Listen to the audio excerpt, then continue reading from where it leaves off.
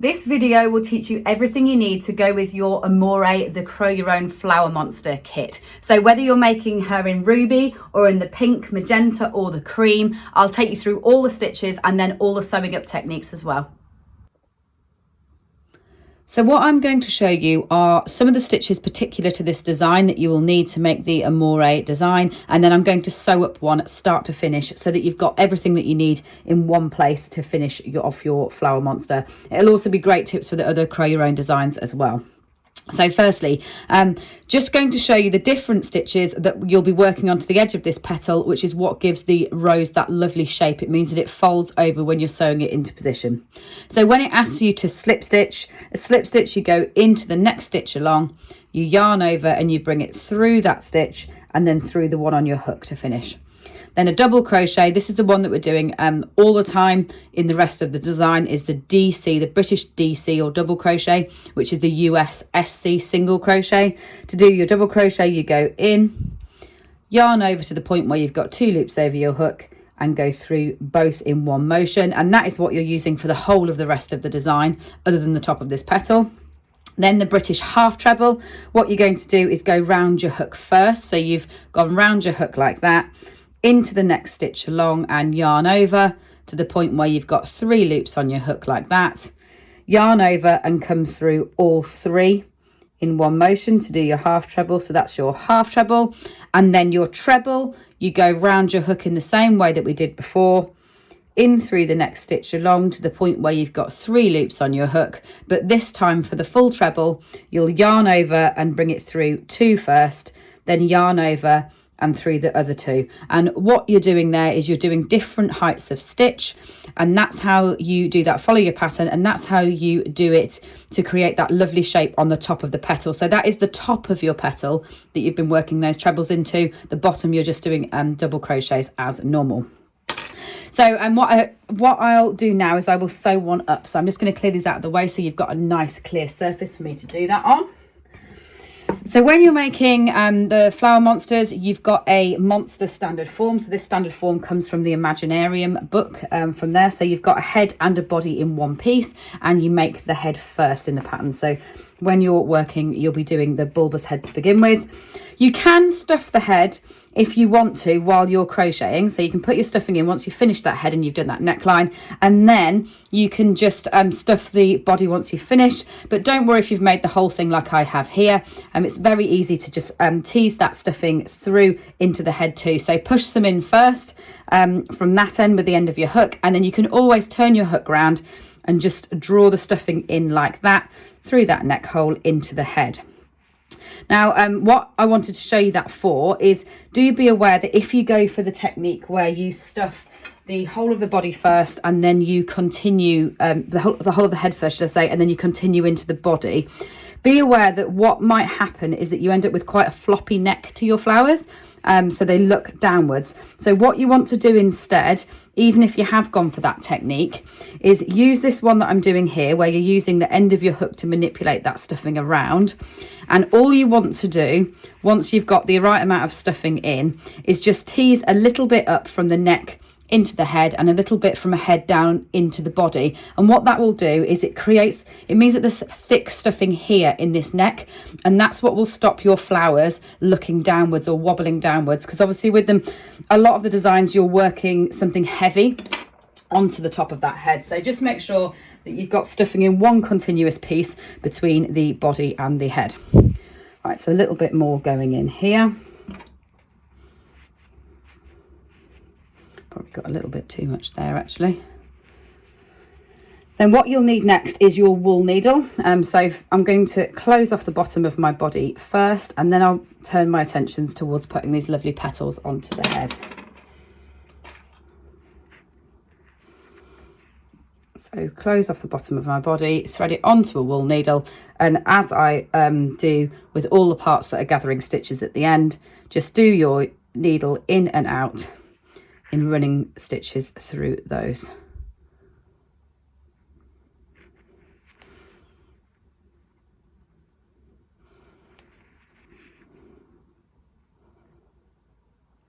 There we go. And finish off that end by going in and around a stitch. So onto the petals. Now with this design, you've made 4 of these petals like this. So you've got 4 big outer petals, and then you've got some very small little petals that don't look very significant, and I'll show you how to put them all together. So look at your monster's body and head, and you'll be able to see where that tummy is. So like a lot of my designs, you've got this pear-shaped tummy there, so you'll be able to see where the center of your tummy is if you pop it down like that. And with the roses that I've sewn up here, I've done all of these slightly differently, and that's really to show you that you don't need to worry about the positioning of this first leaf too much. So do you see here with this cream one, I've got the front leaf underneath. With the pink one here, I've got the 2 petals going down the middle. With this ruby one here, I've actually got the front piece on the top. Now this is just about how you sew these pieces on when you finish, so it does change the character a little bit. Choose the one that you like the most, and I'll just show you how to then put those together. In fact, if I pop those there like that, you can see those while I do the rest of the video. So when you're putting on these petals, leave yourself a nice long end on when you've made them so that you can sew them on nice and easily. And I'm going to sew this one up in the same way as this other ruby one here. So I'm going to sew the 2 side pieces first. So I've got where my middle is, and I put this petal with my trebles to the top. So where I've done all those trebles is the top. Position it like that so that you've got the bottom of the petal on the colour change on the neckline, and then sew that into position. And you can always pin them first if you want to. Blocking pins can be really useful for positioning the bits before you then do the sewing up.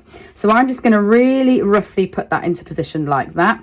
There's no need to sew it in around the edge too much, because you are going to be sewing a petal on the top of this, basically, that crosses over with it. So I'll leave like that. Now I've not secured that end off because I'll probably revisit it later just to do the last finishing touches on the top. So get my next petal, and I'll work that on the other side.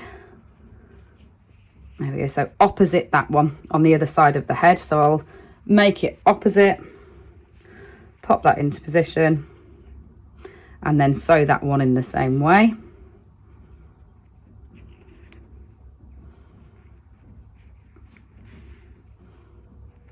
Okay, so tack that into position.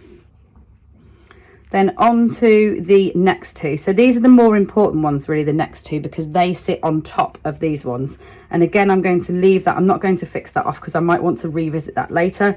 So with your last 2, what you want to do is you're positioning them over the top of the ones that you've already put there. So do you see that will cover that one and sit upwards like that, and that's how this lovely shape on the top of the rose starts to come together. So again, with your 4th one, you'll be tacking that into position like that over the top of the other ones. So I'll just do that for you.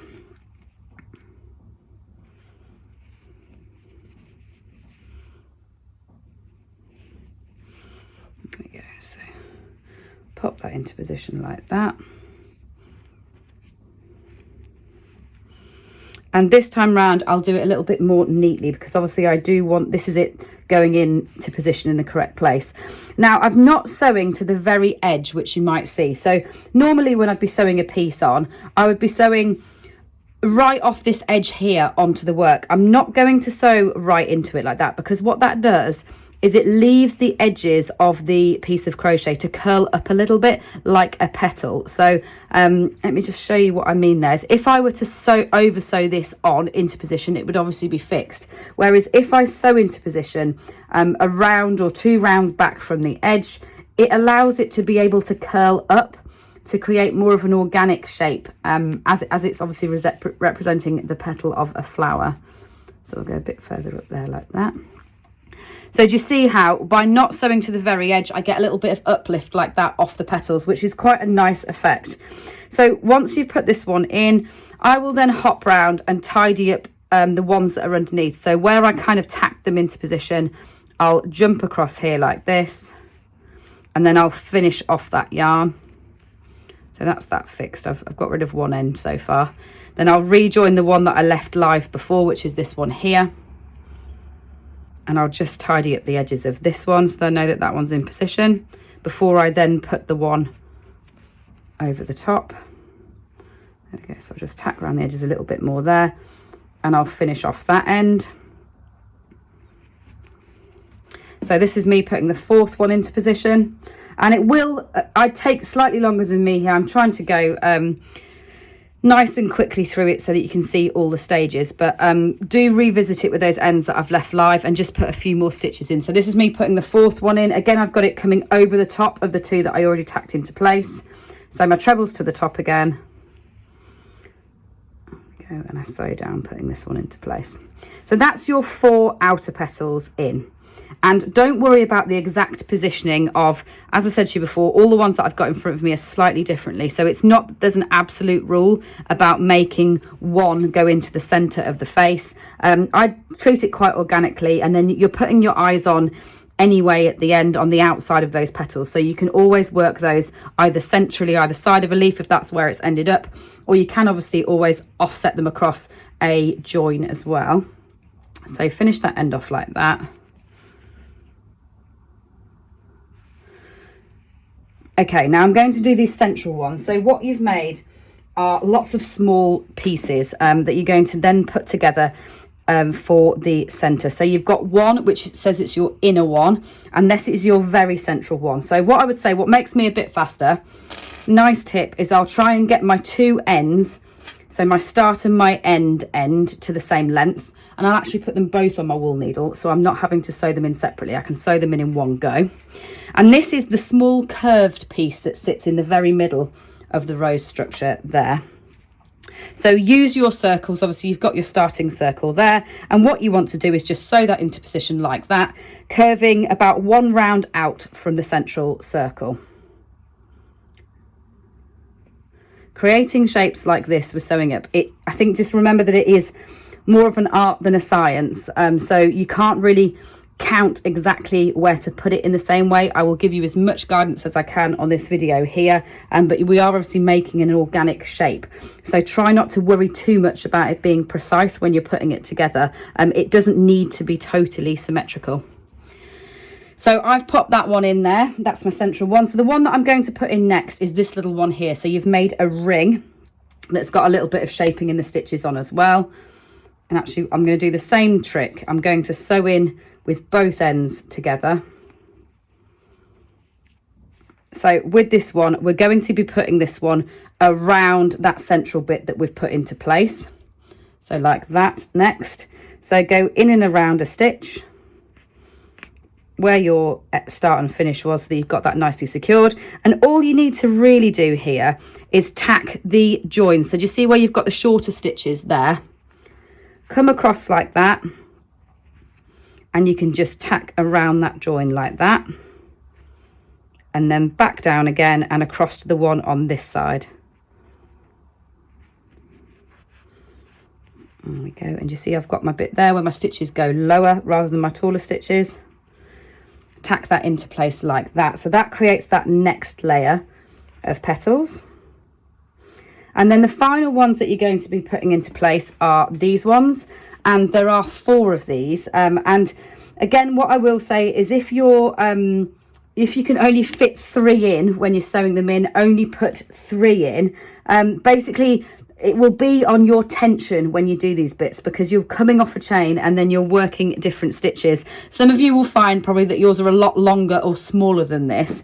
Don't worry too much about it. Whether you can fit 3 or 4 in, all you're looking to do is to sew these into position like that on the in-betweens again. So it's not an exact science, but what I would say is what tends to look best is if you're putting the center of one of these bits to cross over a join. So do you see how I've got the middle of my bit to sew on, and I've got one of my joins there. So I'll hold that into position like that, and I'll sew it at that end, and then dip back in, and I'll sew it at the other end. You can sew all the way along if you want to, rather than just putting the 2 ends in. There we go, like that. Now, when you've made these bits, you'll find you've got a right side and a wrong side. So this would effectively be the wrong side of the stitches. It curls that way rather than curling that way. What you can do is vary that. So this one, you see I've got the wrong side facing. You could always sew one with the right side facing to get a little bit more texture as well if you want to. And that way you'll get that organic. Do you see how say with this cream one, they're different wrong sides and right sides facing, so you get slightly more movement in it than the kind of neat regimented rows of sewing them all in one direction. Actually, I've never looked at roses as much as I have done when we've done this, and obviously for the photo shoot that we've done for the pictures, I've loved I guess being able to really look at that central structure of the different types of roses. And some of them are really orderly and geometric, whereas others are far more frilly with kind of more organic curved edges. So don't worry about it too much when you're sewing these pieces in. You'll just be making a slightly different type of rose if you get them in a slightly different place. So come through like this, and again fix that one into position. Now I didn't cut my two ends to the same length there, so it's going to be a little bit more fiddly. Pull those through and secure the end off. So my last two to go into place, I'll be going round again. So 1 second, let me just pull that end through. I've got another one here. Do make sure they're both the same length if you're going to sew them in two together, because it is a lot easier than sewing them individually. Right, so you've got those ones there. So I'm going to put another one in here that goes across this join here.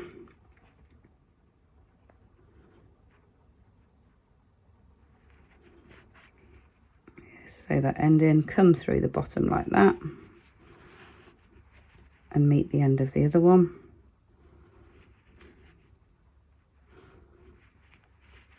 There we go, and then just fix off that end. And then the last one for me to do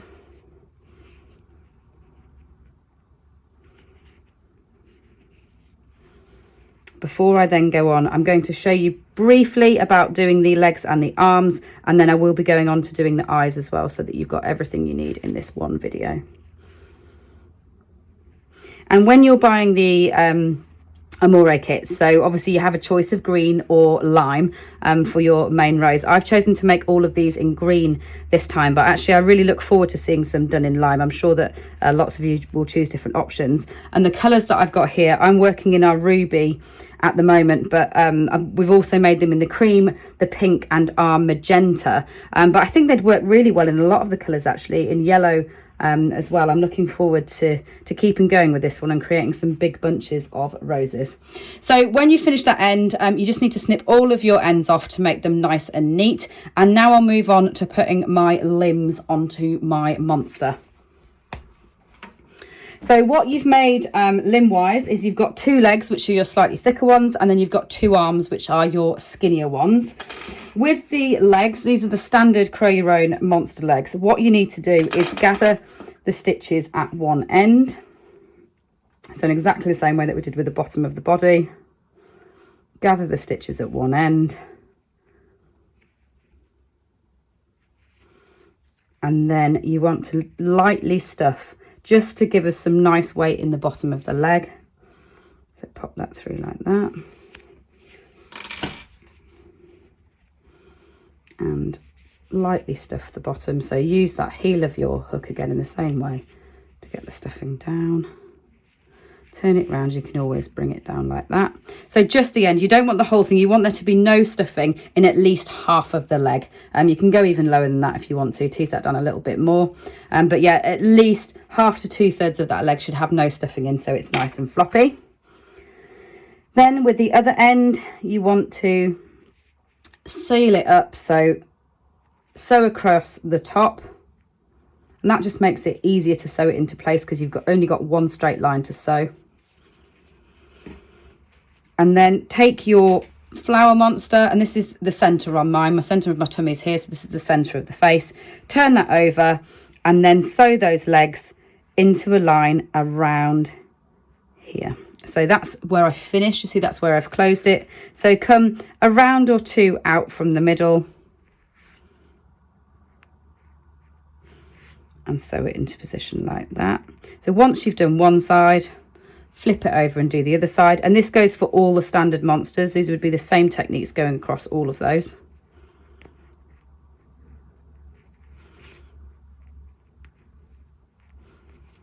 That way it's nice and secure if you sew it on both sides. and finish off that end. Then it comes to doing the arms. So with the arms, to reflect the structure that rose leaves grow in, you're going to sew one of your leaves that you've made onto the bottom and then 2 on either side. So to do that, you just need to sew in the end when you finish one of your leaves. So gather that together like that and sew down and through the leaf. And then take your slimmer arm, and just to sew these onto here, all you need to do is over sew between the 2 bits. Make them sure that they're nice and secure. Again, I might do, say, 6 stitches total. So I'll do 3 on one side and flip it over and just even that up with 3 on the other side. And then I know they're nicely attached with all 6 stitches. So the final thing to show you really is sewing on the eyes. So I'll sew this arm into position. These ones aren't stuffed at all. So the weight of the leaves that you're sewing on creates the weight in the end of the arms. There's no need to put any stuffing into those at all. And finish that thread off. And then sew them into position. So close them off again like we did with the leg.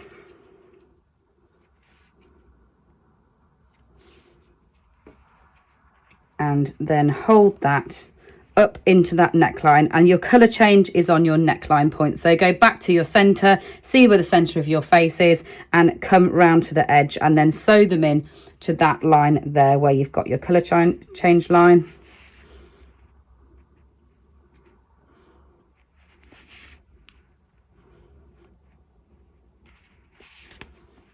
So I've done 3 on that side, flip and do 3 on the other side. So for the finishing touches, I'm going to put the eyes on, and then I'll show you the last little bit, which is the neckline here. There we go. So when you do your eyes, what's unique to the monster designs is the fact that they actually use both white and black. So you will get threads for that within your kits. You'll get the threads for your eyes, and it makes them slightly different, a little bit more cartoony, because they are obviously fictional things that we're making with this collection rather than making an animal. So if you've got yours lined up, but even if it's offset, use your center to help you. So do you see how the eyes are in line with the bottom of the center? There we go. And to do this style of monster eye, and this would apply to all of the monsters across all of the collection. So come down here, and what you're going to do is you're going to draw a little triangle. So go back up to the same stitch, but draw a little cream triangle like that, and then pop across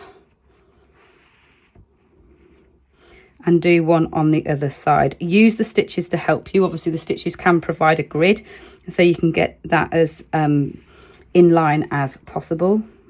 There we go. So I've done 2 little cream triangles, and take that out the back of the head. And then I'm just going to add the pupils into the middle of those. So I pulled that a bit tight though when I went through. And to put the pupils in place, use your black yarn and come up through the piece again in the same way, but not to the top of where you were. So do you see the cream was there? I came through a stitch up there, come down a stitch, about 1 down. So not through to the top, and then go in line with the bottom of the cream.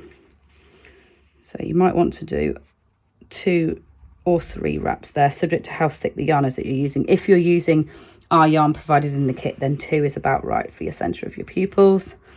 So the same thing here, I've come up the bottom this time, so I'm going into the top, and I do 1 and 2 wraps with my black.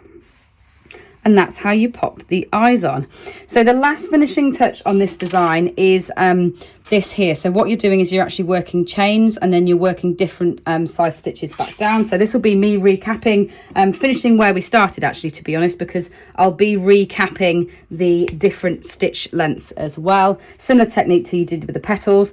So I would say to start from the middle. So if you're putting this on last, sew it all up completely, and then start from the middle. So join that in there, and then chain the number of stitches that the pattern states. I'm not going to do the full length, I'm just going to show you the theory behind it. And then you'll just be using those same different lengths of stitches that we did at the very beginning of this video. So a slip stitch, you'd go in, yarn over and through. So that's your short one. A double crochet, you go in and through. A half treble, you would go around, in and through. And a treble, you go around, in, and then you take the first two off and you take the second two off. Now I'm just going to follow the pattern to what it says to do those the right shape. I'm just going to run down with some trebles so I can show you what happens when you get to the bottom of this piece, because you'll be slip stitching into the flower's neck itself so that you don't have to do any sewing up. You're actually working this directly on. There we go. So I'm nearly there. One more to go. So when you get to the bottom, if you work that last stitch, all you need to do is come along. So come along above your arms. So you've obviously sewn your arms into place. Come on top of your arms and just put your hook in and around a stitch like that. Yarn over and bring that through. So you've attached that into position and then you're off on your next one. So then you would chain again. So you just work 4 of those around the neckline by chaining, working back down that chain and slip stitching into position. I hope that's been really helpful for all of you that will be making the Amore design, whether you're starting on Valentine's Day but continuing through the whole year. I really look forward to seeing all your Crochet Row monsters on the hashtag. Thank you for watching.